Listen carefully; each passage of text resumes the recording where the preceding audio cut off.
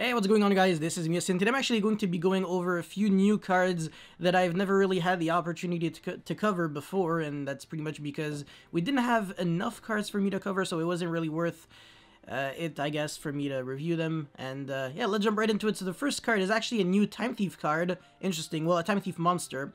It's actually Perpetua, but as like an actual monster again, and not as an Xyz, but... Wait, hold on. Yeah, I mean, the other level 4 that actually foolishes or special summons itself from the hand was also Perpetua, no? Anyways, Time Thief, Temp Whaler, or whatever. Level 4 Dark Machine. Again, Dark Machine, so machine, but 800 attack and not 500 or lower, which is pretty hilarious. It can only use the first and second effect. Oh, thank you, man. I hated the fact that the other... I forgot the name. Was it like Chronograph? I have no idea. But the other one, it was only, you can only use one effect. If it was you could use both effects, it would have been like great, but no.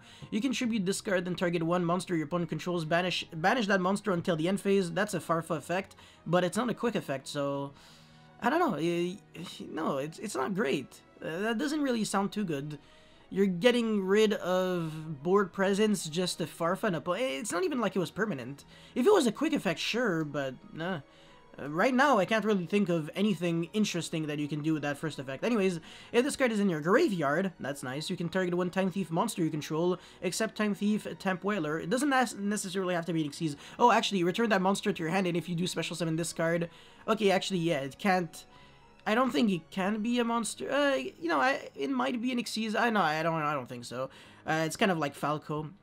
Because it says, like, and if you do. So if you don't return that monster specifically to the hand, it won't work. But this card is banished if it leaves the field. Not really relevant if you're just using it as an Xyz material. So, yeah, that's cool. You can actually Foolish for this with the level 4 and then bounce it back. It's kind of like a... Licorice in a way. Well, no, actually, the perfect example would definitely be Salamangreat Falco, but at the same time, it doesn't really have a second effect when it's sent to the graveyard, and it gets banished, so it's just objectively worse than Falco. This card's not great. It doesn't suck, but it... I don't know, Konami just wants to be way too nice with the new Time Thief cards that they create, but whenever they created, like, I don't know, other good cards for, like, decks that were already good... You know, like how Virtual World is getting 2/2 and the trap card that actually revives back a monster from the graveyard. 100% not necessary, so I don't know. Yeah, it definitely means that VFD is gonna get banned. Anyways, now those are the new TCG exclusives for Blazing Vortex. And one thing about Blazing Vortex is that we're pretty much all unanimously saying that it is one of the weakest sets pretty much in the past couple of years. It's just very weak. The amount of value that you get from it is...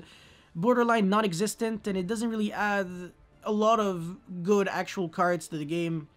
So, yeah, not the strongest sets, but not the strongest set, but hopefully the TCG exclusives are decent. So this one, Star Steel, a Steel Star Regulator, Link 3 Light Machine. Now, the only thing that I like here, well, I mean, I haven't even read the effect.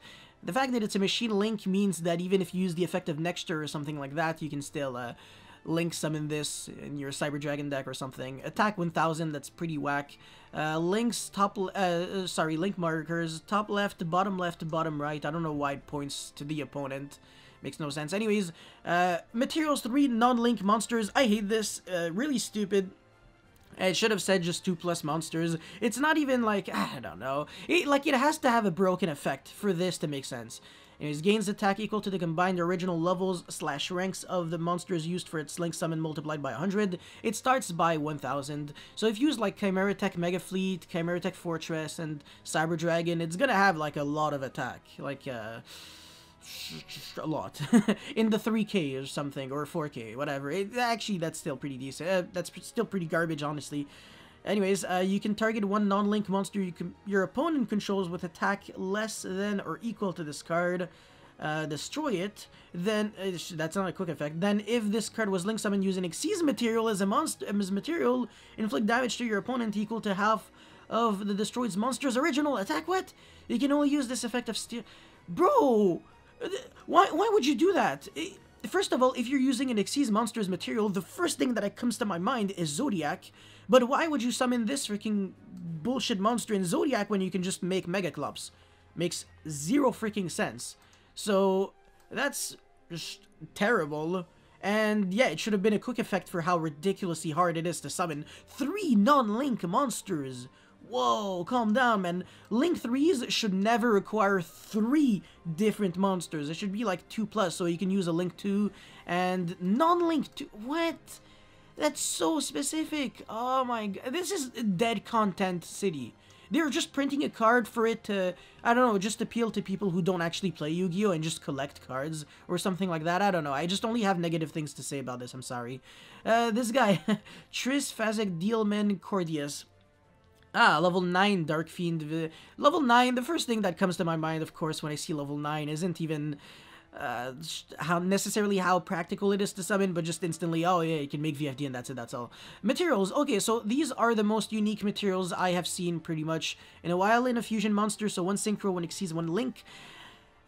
Basically, it's a new Super Poly target, so if your opponent actually ends on, I don't know, Boral Savage plus Appaloosa and Dweller on draw phase, before they get to use Dweller, you can go Super Poly, link all 3 monsters, make this. So even if this card has no effect, it still has immense potential. So this card, at worst, is an 8 out of 10, unless it says you cannot use it, like you cannot fusion summon with it, you know, just like Trishula is, because for Trishula, you can't really use Super Poly using your opponent's monsters, because it requires you to use your own monsters from your hand or field if you fusion summon it, or you can contact fuse into Trishula by banishing 3 monsters with different names on your field. Anyways, once, while this fusion summon card is on the field, okay, yeah, so sure. This is a new Super Poly target. Really, really nice.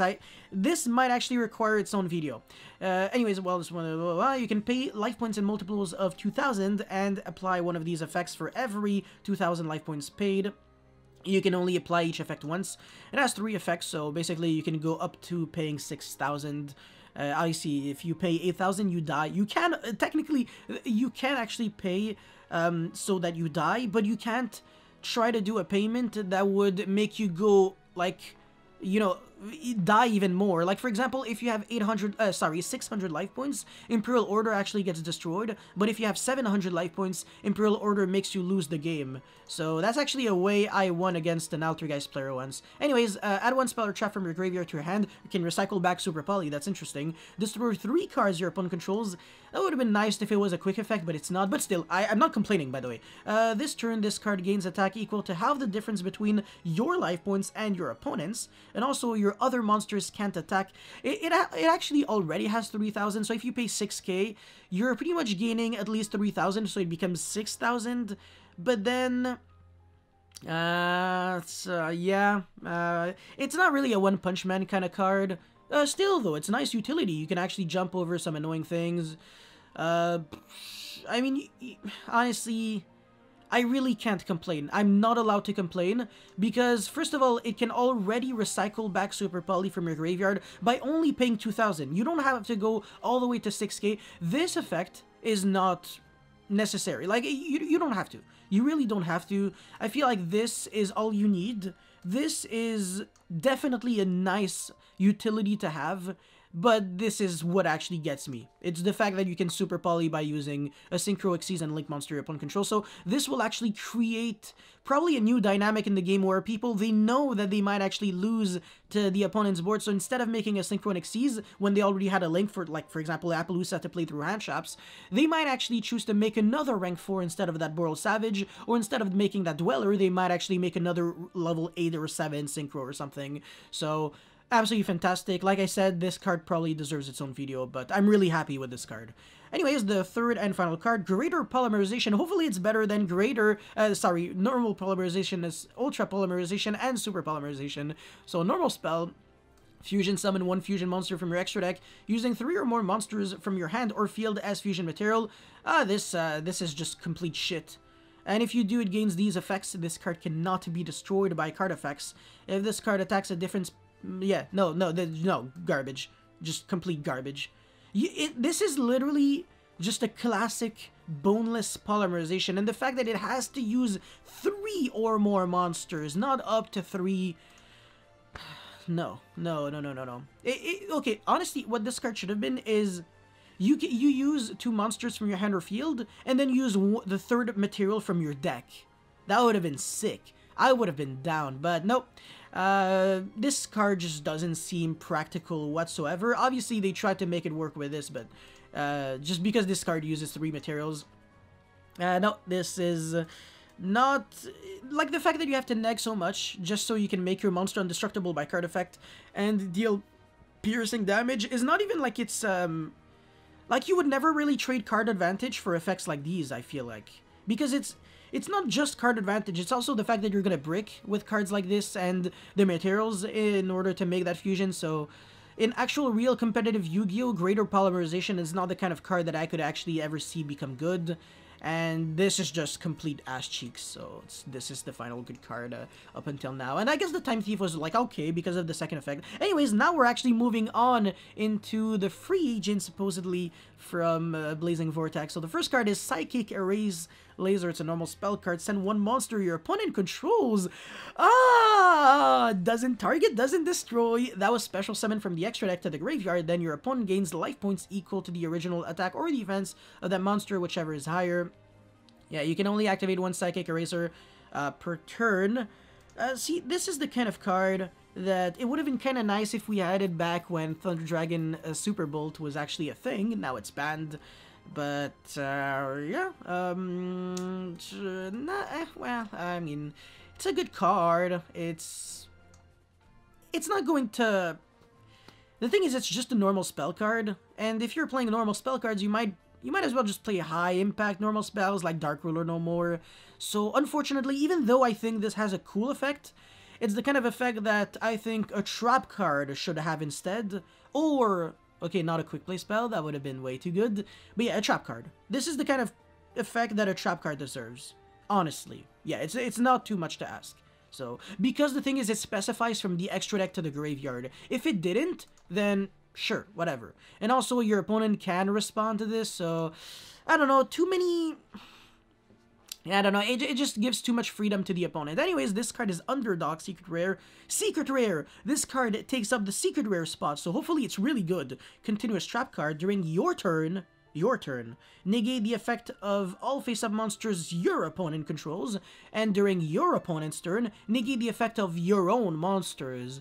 So, in other words, this is only a floodgate on your own turn for your opponent, but it actually negates your own monsters on your opponent's turn, and the only decks I can really think of that could kind of benefit from this would be Burning Abyss, Cliffort, just old school bullshit strategies, Beast King, Barbaros, or whatever, so instead of being like 19, it's like 3k or something, but that's not relevant to me, and... during your turn, negate the effect of your opponent's monsters. Oh my god, you're going first, you're setting this as a trap. During your opponent's, so on turn 2 officially, your opponent is still not under the effect of the floodgate, and on turn 3, on your second turn, they are finally under the effect of the skill drain. So, yeah, just too much setup just to do something that skill drain already does, or that other trap cards could probably do just significantly better. So no, I think this card is complete garbage, unfortunately. The fact that it takes up the Secret Rare spot is even worse. And yeah, I'm sorry, it's not even like I'm trying, like proactively trying to hate this card. It's just, sorry, but Konami's not giving me enough reasons to like it. So yeah. Oh, and the other free agents, I guess this is kind of a hand trap that your opponent can't really respond to that negates something. A monster, I forgot, but yeah, it's like a decent card, actually. It doesn't suck. This is great. Saros Eris Kornorgias, they kind of changed the world to Underworld Goddess of the Closed World, which is fine. Usually I call cards by their old names, but this is okay. I'm going to tolerate that. And oh no, Pot of Disparity is now Pot of Prosperity. I don't know, this is just, I don't know, I was getting used to Disparity. Pot of Prosperity. To be fair, Prosperity is kind of like a better term, maybe, for what it kind of represents. In a way, not really, kind of, maybe. I don't know, Disparity is kind of like, okay, you have all those options. I don't know, I'm not even sure myself. And this is the statue from Doctor Who. That's really cool. Angel Statue Azurune. or whatever. I guess as long as Eldritch is at kind of full power, they don't really have reasons to play this. But as soon as Eldritch will become less good, then yes, I can promise you that people will indeed play this. So that's all I had to showcase for the new cards. If you guys have any comments or feedback or whatever, definitely let me know in the comment section below. Don't forget to like and subscribe, because it motivates me a lot to keep making videos like these. And that's pretty much it. Thank you for watching. I'll see you next time. Peace.